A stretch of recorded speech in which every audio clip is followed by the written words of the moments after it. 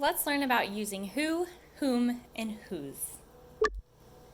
The words who, whom, and whose are forms of the pronoun who.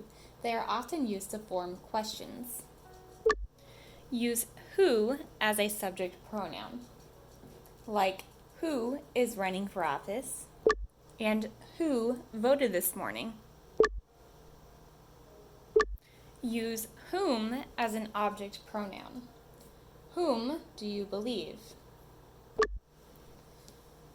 It can be used as the object of an action verb or after words such as to, in, for, and at.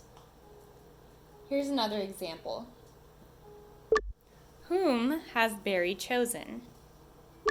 Whom is she waving to? When we look at these sentences, we can say, whom do you believe? You believe whom? Barry chose whom? And she waved to whom? Whose is the possessive form of the pronoun who. You often use the pronoun whose when you ask questions about ownership. Whose vote will decide the election? We use whose because it is in the ownership of vote. Do not confuse whose with whose. Whose, who, whose. Whose is a possessive pronoun.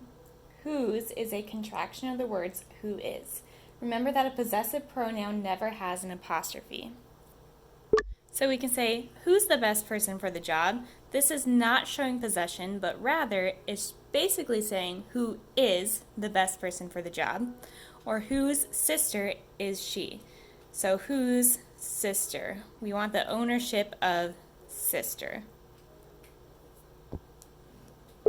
So if we look at this first one, blank did you see at the store? You're either going to use who or whom. Which one do you think it is? The correct answer is whom.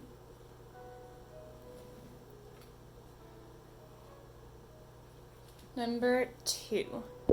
Blank groceries are these. So we're going to use a whose, but which whose are we going to use? We are going to use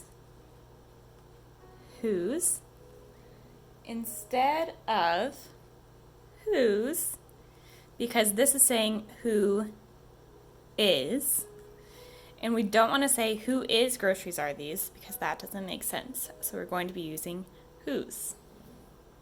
Blank manages the store, so we are going to use who or whom. The correct answer would be who. So remember that we use who when it's the subject of a sentence. We're using whom as the object pronoun. We're using whose to show ownership. Let me know if you have any questions.